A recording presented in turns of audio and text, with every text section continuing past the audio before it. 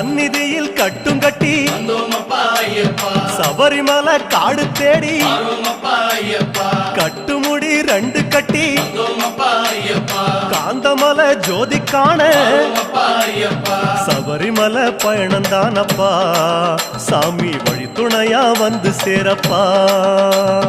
சபரிமலை பயணந்தானப்பா சாமி வழி துணையா வந்து சேரப்பா.